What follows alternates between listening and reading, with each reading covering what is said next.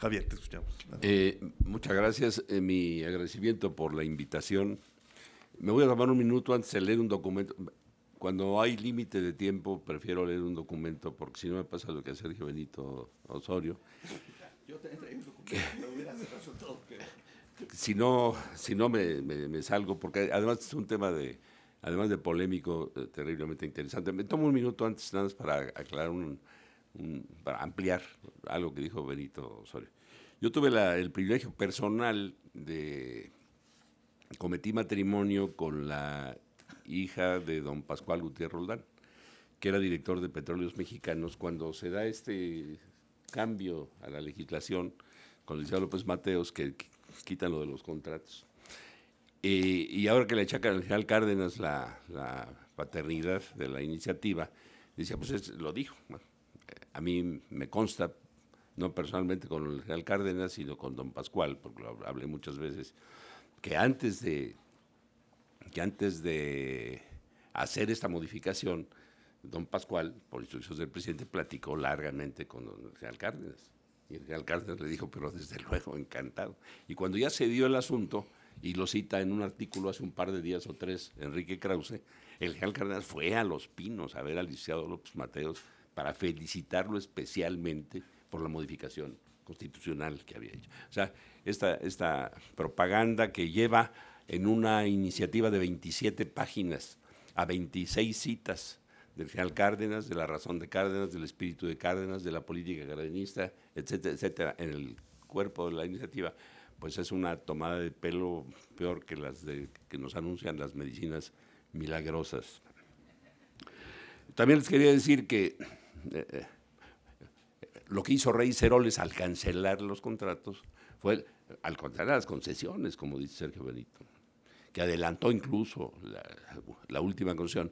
Esta concesión era de Edwin Poli. Edwin Poli era un personaje siniestro, que además había sido jefe de espías con Dulles, era el que había manejado los dineros sucios del presidente Nixon, y era el que lavaba en México a través de sus concesiones petroleras, lavaba en México el dinero de la CIA. O sea que eso de que nada más abrimos y entra la Exxon o no, abrimos y va a entrar, bueno, no va a entrar, va a acabar de entrar, pues todo el poder de los americanos. Yo preparé este documento, no exactamente para esta ocasión, yo me enteré de esta ocasión hace un par de días, pero creo que va bien con lo que aquí se está planteando y con lo que aquí se ha dicho.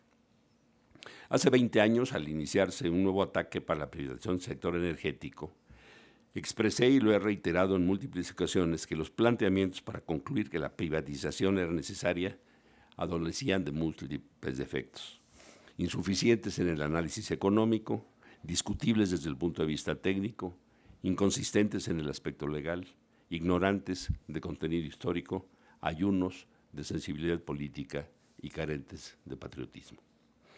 Desde antes de eso, se han instrumentado en forma maquiavélica políticas públicas destinadas a desmantelar las capacidades nacionales, precisamente en los organismos públicos, Pemex, Comisión Federal de Electricidad, Comunicaciones y Transportes, la extinta Secretaría de Recursos Hidráulicos, condiciones que, fundadas en la convicción de las autoridades de la falta del talento nacional, en una incapacidad innata para resolver nuestros propios problemas y en la necesidad de recurrir a otros para hacerlo, no hacen sino beneficiar a las empresas extranjeras.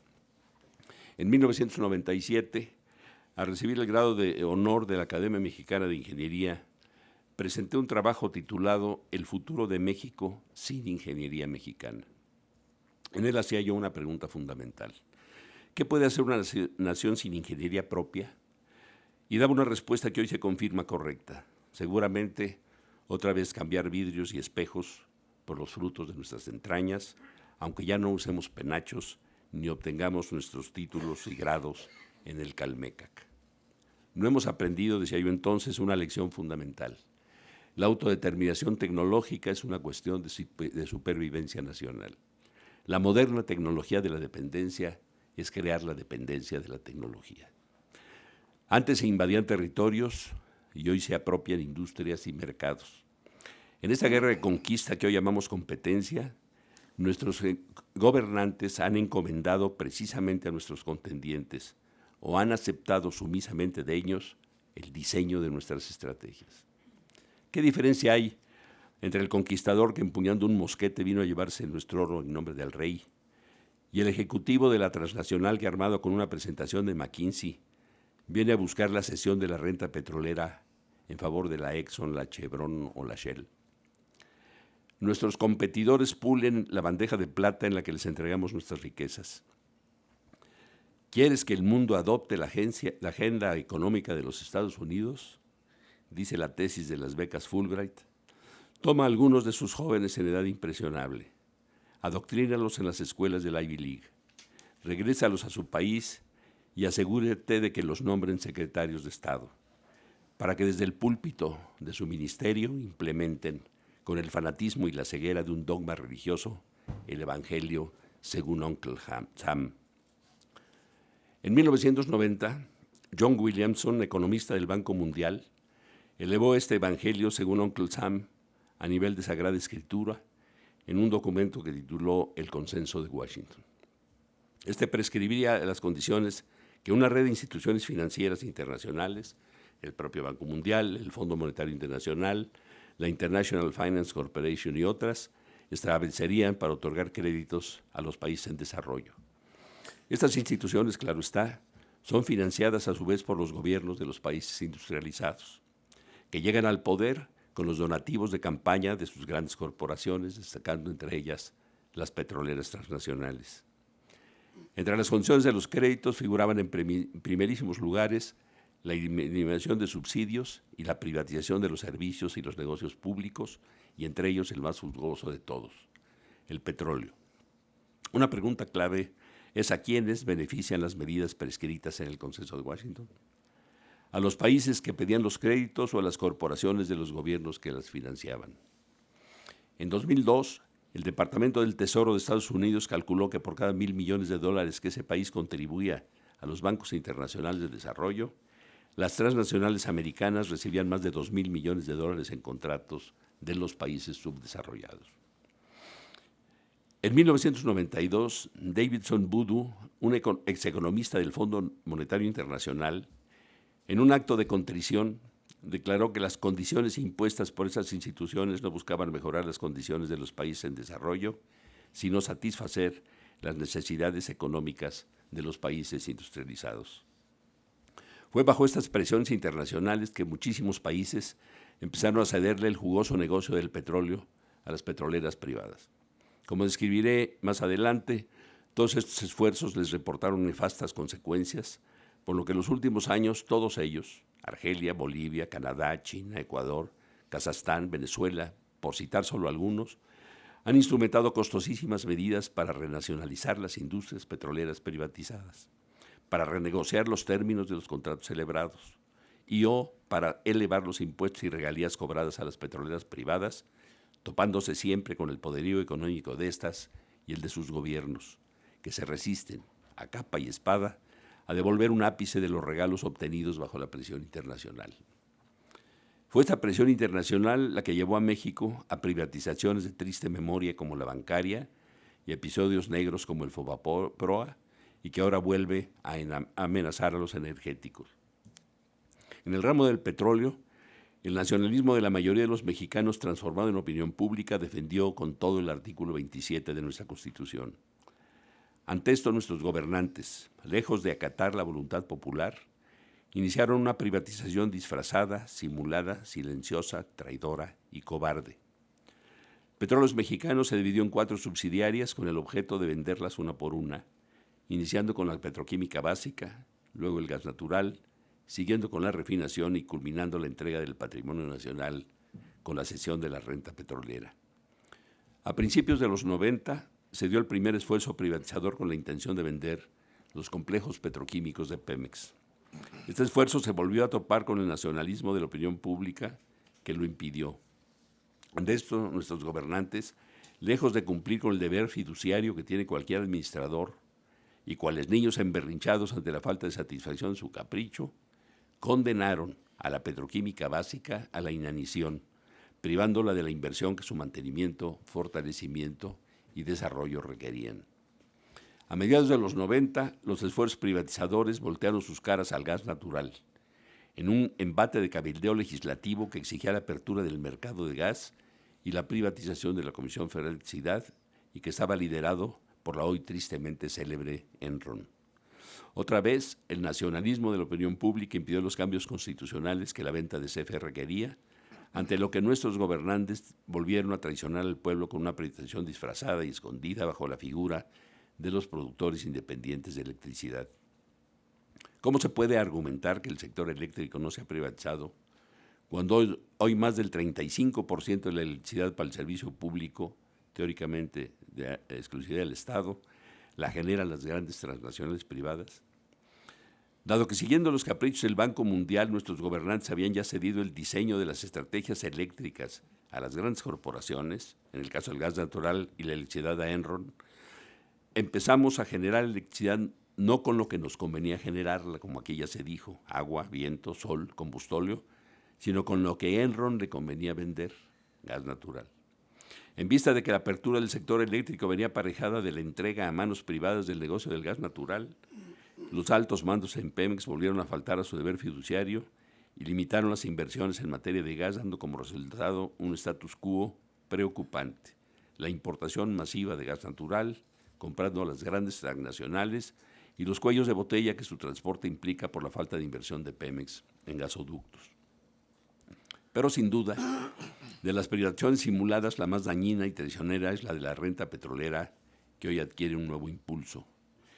Nos engañaríamos si simulamos que la discusión de hoy en día es sobre si empezamos a otorgar concesiones y contratos en los que se comparta la renta petrolera, los llamados contratos de riesgo. Estos ya se han venido celebrando en forma inconstitucional y por tanto ilegal, y sin riesgo además para las empresas, bajo denominaciones eufemísticas como la de contratos de servicios múltiples o contratos incentivados. Seamos claros de una vez por todo en lo que la Constitución permite y en lo que prohíbe en el área del petróleo. Permite hoy los contratos de servicios, esto es, los contratos en los que la contraprestación se cubre con dinero, pagando al contratista el costo del servicio y una utilidad razonable, pero que no le comparte la renta petrolera ligado su pago al éxito de la explotación. La Constitución prohíbe las concesiones, aún disfrazadas de contratos, o sea, cuando la contraprestación va ligada a la cantidad de petróleo que se extraiga o al valor comercial de esta. En ese sentido, cualquier contrato que implique un pago por barril extraído, así sea un centavo, como acaba de suceder ahora en Burgos, que aumente la contraprestación del contratista en función de la cantidad del petróleo que se extraiga, resulta inconstitucional. Los contratos incentivados que han venido celebrándose en Pemex implican el pago por esta de los costos de extracción del contratista y además una cuota por barril, haciéndolo sin duda alguna partícipe del éxito de la explotación. Estos contratos, por tanto, son verdaderas concesiones celebradas en total contravención del texto constitucional. Estos contratos son los que se quieren legitimar con las modificaciones constitucionales propuestas por el presidente, contratos que tienen además el defecto de ser una invitación abierta a la corrupción. Ante la complejidad de la explotación de un yacimiento petrolero, resulta absolutamente imposible supervisar los costos de extracción y comprobar, aun cuando utópicamente no hubiera corrupción, que los reembolsos no son en realidad por un múltiplo muy superior a los costos reales. Nóminas infladas, materiales y trabajadores inexistentes, jornadas diarias de 36 horas, automóviles de lujo cobrados como coches utilitarios, maquinaria e insumos de segunda cobrados como de lujo, no son solo algunos de los rubros que nos presenta la experiencia internacional que hacen de cualquier contrato basado en la recuperación de costos nada menos que casos de robo en despoblado y un espléndido negocio visto desde la óptica de las dos partes que firman los contratos. El ejemplo del yacimiento Kashagan en Kazajstán resulta un caso ilustrativo de esta problemática. Aquí, en nuestro caso, hoy nadie sabe a cuánto asciende el reembolso de los contratos incentivados que ha suscrito Pemex. Los países que durante la implementación del consenso de Washington abrieron sus industrias petroleras se arrepintieron y están pagando caro su error. Pero por lo menos ellos tienen la excusa, además de la presión internacional, de la falta de experiencias internacionales previas y de un escenario de precios de alrededor de $20 el barril, haciendo la alternativa privatizadora menos aberrante que ahora. ¿Qué excusa tenemos nosotros cuando el barril se cotiza en $100 y cuando tenemos el ejemplo de los que ya se equivocaron y ahora pagan cara la enmienda de su equivocación? En efecto, la más mínima revisión de la experiencia internacional reciente es el mejor argumento para descartar cualquier esfuerzo privatizador. Veamos, aunque sea vuelo de pájaro, algunas de estas experiencias. Iniciemos con el niño aplicado, el niño modelo del que presumen los privatizadores, Petrobras. Brasil abrió su industria y ahora tiene a Petrobras, que es una empresa muy eficiente, gritan los apologistas del libre mercado. Aceptándolo sin conceder, premisa cuestionable que mi argumento no requiere cuestionar, la pregunta no es si Petrobras es eficiente, sino para quién es eficiente. Como todas las petroleras privadas, Petrobras genera muchas utilidades para sus accionistas, a quienes es más fácil encontrar en lujosos penthouses del Upper West Side de Manhattan que en las favelas de Sao Paulo o de Río de Janeiro. Dándose cuenta de la gran disparidad de lo que quedaba en Brasil, el 10% cobraba Brasil de regalías en un principio, y las utilidades que iban a dar fuera, en 2007, al descubrirse los yacimientos del Presal, se creó una empresa 100% estatal, Petrosal, y se instrumentó un mecanismo que llevó en 2010 al gobierno brasileño de Lula a elevar de 39 a 48% la participación del Estado en Petrobras. O sea, no fue una decisión de Lula. Abrió la petrolera Enrique Cardoso y Lula, al encontrarse esa situación, trató de recuperar el camino. El gobierno brasileño ha decidido recuperar acciones de la empresa, renacionalizar parte de ella para mitigar la sangría que a Brasil le ha significado la cesión de la renta petrolera a los accionistas extranjeros de Petrobras. Pasemos a otro ejemplo estrella de los privatizadores, Statoil. El caso noruego es quizá el más alejado de los esfuerzos privatizadores mexicanos. Antes de los 60, Noruega no contaba con una industria petrolera. Cuando en 69 se descubrieron grandes yacimientos, los noruegos atinadamente se dieron cuenta de que lo que convenía a sus intereses era la creación de una empresa estatal fuerte y que con su propia tecnología fuera capaz no solo de desarrollar sus campos, sino competir en la industria internacional. Ante la falta de experiencia, y no había absolutamente nada, crearon un sistema de asociaciones con grandes empresas en donde lo primordial no era la producción, sino la transferencia tecnológica. Se asociaron con las grandes transnacionales, pero bajo reglas que exigían un alto contenido nacional. Por cada ingeniero de las transnacionales debía haber por lo menos 2 de la empresa noruega. Fueron así recibiendo tecnología internacional y desarrollando una propia que los ha convertido en una de las principales petroleras del mundo. Cuán diferente de los contratos incentivados mexicanos, en donde además de cubrir sus costos, los que ellos dicen que son sus costos, compartimos las utilidades con quienes hacen lo que según nuestros malinchistas e ignorantes gobernantes nosotros no podemos y sin la más mínima posibilidad de recibir tecnología. Analicemos lo que ha pasado en países de nuestro continente. Bolivia, por ejemplo, cedió a las presiones del Banco Mundial y durante los 90 concesionó la explotación de los yacimientos petroleros. Para 2005, y no obstante que las inversiones de los contratistas privados habían ya quedado totalmente amortizadas, estos recibían el 82% de la producción de los yacimientos y el Estado boliviano una regalía del 18%. Esta situación se convirtió en insostenible. En mayo de 2005, Bolivia decidió implementar un nuevo impuesto directo a los hidrocarburos que en efecto reducía la participación de las petroleras privadas al 50% de la producción. Estos no lo aceptaron, llevando al gobierno de Bolivia a la renacionalización de la industria en el año de 2006. El caso de Venezuela también resulta de interés. La ley petrolera de 1975 establecía disposiciones similares a las que encontramos en el derecho mexicano, prohibiendo las concesiones y los contratos a riesgo. Fue copiada a imagen y semejanza de la nuestra. Únicamente se permitían los contratos de servicio. Tal como aquí, funcionarios venezolanos se dieron a la tarea de disfrazar como contratos de servicio lo que eran en realidad concesiones. Un artículo de agosto de 2010 del Oxford Energy Forum, no es de Venezuela, ni de la jornada, describe los contratos celebrados por esos funcionarios en los siguientes términos. Los contratos de servicios venezolanos, a pesar de estar estructurados como tales, en el fondo eran todo excepto un contrato puro de servicios. Se dieron el control sobre el petróleo en grandes áreas durante 20 años y la contraprestación se basaba en el volumen y el valor de las producciones, igual que aquí. De hecho, muchos de los proveedores de servicios, esto es muy interesante porque puede ser, si nos cae la chota, premonitorio. Mire usted. De hecho, muchos de los proveedores de servicios eran socios senior en el negocio y en promedio se llevaban más de la mitad de la producción. En algunos casos, la compañía estatal incluso perdía dinero por cada barril de petróleo que se producía. Para empeorar las cosas, los contratistas, al decir que únicamente eran proveedores de servicios, arguían que la tasa de impuestos sobre la renta que les correspondía era del 34% aplicable a las personas que no se dedican a la producción de petróleo, en vez de la tasa del 50% aplicable a los productores del petróleo. El pago de más del 50% del valor de la producción de las petroleras internacionales bajo estos contratos de servicios tampoco pudo ser mantenida en Venezuela. En abril de 2005 exigió la migración de estos contratos a empresas mixtas que redujeron la participación de las petroleras y acabaron los tribunales arbitrales. Ecuador no corrió mejor suerte.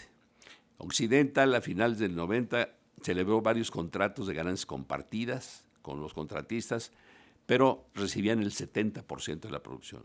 El cambio de escenario de precios generó un desequilibrio contractual. Occidental era un contratista que se llevaba muchísimo dinero y hubo necesidad de cancelar el contrato, lo que se podía, porque la ley de hidrocarburos daba a Ecuador el derecho a rescindirlos porque habían cometido algunas irregularidades. Los árbitros encontraron que aunque Occidental incumplió la ley, en su opinión no era justa y condenaron a Ecuador al pago de una indemnización de $1.600 millones. El litigio no fue en Ecuador, sino en las Cortes Internacionales, en la CIADI, órgano del Consenso de Washington que había establecido, oh sorpresa, el Banco Mundial. Finalmente me interesa referirme a Kazajstán, por las similitudes de los contratos que quiere Pemex celebrar. Kashagan es el yacimiento petrolero más grande que se haya descubierto en los últimos 30 años. Es mayor que Cantarell. El gobierno de Kazajstán celebró un contrato basado en recuperación de costos y lo mismo que en lo anterior dice el artículo del Oxford. El resultado neto fue que el descubrimiento más grande del mundo en la era moderna, mismo que tenía proyectado una producción de 1.5 millones de barriles por día y que se prolongó su producción, el Estado solo hubiera recibido el gran total de 2% del petróleo producido. Esto hubo necesidad de cancelarlo con terribles conflictos internacionales. Como se puede ver, México no es el único al que el diablo le escrituró venenos de hidrocarburo y todos hemos tenido los problemas que se presentarán de darse la iniciativa. Solo Noruega salió bien librado, pero porque tuvo una política interesante y además hay un régimen de honestidad a toda prueba muy lejano a nuestras más caras aspiraciones.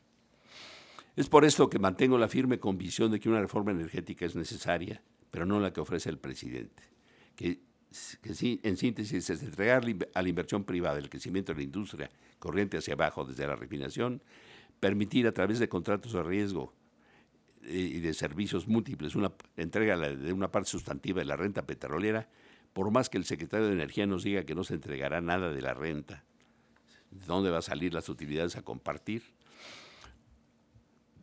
Y 3, dar al Ejecutivo un cheque en blanco para hacer y deshacer, y sobre todo deshacer en el sector energético lo que le venga en gana. Es decir, se le da al presidente una patente de corso. Lo que hay que hacer es establecer una estrategia nacional de energía integral con prioridad en la seguridad energética de la nación, el uso racional de nuestros recursos naturales no renovables y la utilización en función de las necesidades nacionales, como mencionaba aquí Osorio, ¿no? ¿Por qué tenemos que producir 3 millones o 3 millones y medio para venderlas fuera? Sobre todo, que lo hacemos para mandarlo a los Estados Unidos, país que se reserva sus reservas, presionándolos para elevar nuestra producción. Hay que fortalecer a Pemex, como aquí se ha dicho, Yo también estoy de acuerdo con Osorio en que eso es falso de que no tenemos dinero, es falso de que la tecnología no está disponible.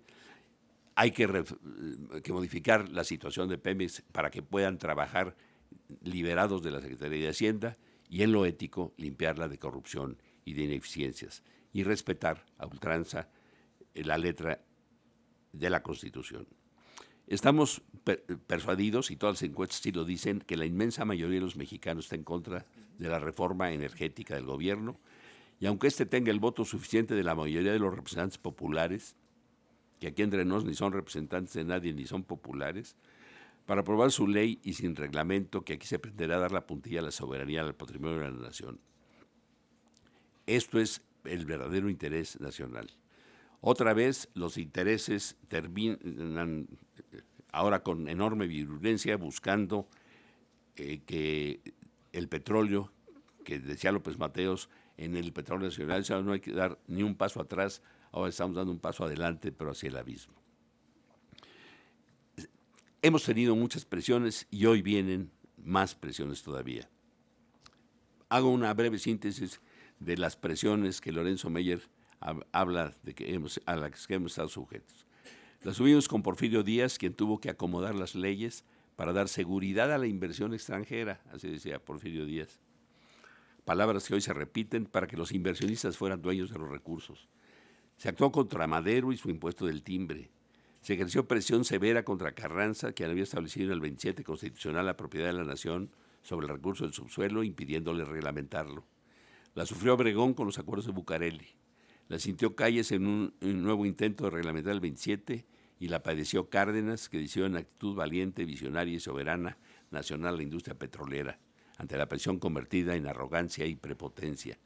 La presión continuó con Alemán, que autorizó contratos de riesgo, mismos que fueron cancelados por López Mateos. Generaciones anteriores han resistido los embates de las potencias extranjeras en su afán de quedarse con nuestro petróleo.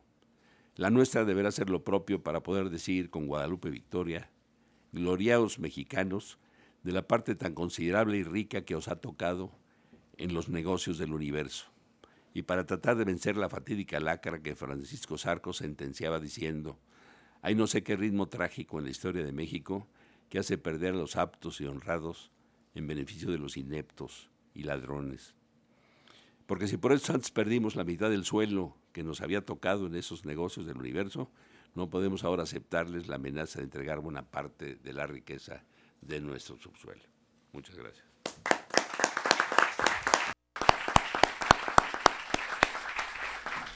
Bien, muchas gracias, Javier. Tenemos 15 minutos para escuchar preguntas. Creo que Benito se tiene que retirar, sí. Es itinerante en las mesas redondas. ¿Tienes un minuto para hacerte una pregunta, Sergio? Pues sí. A ver, doctor de la Vega.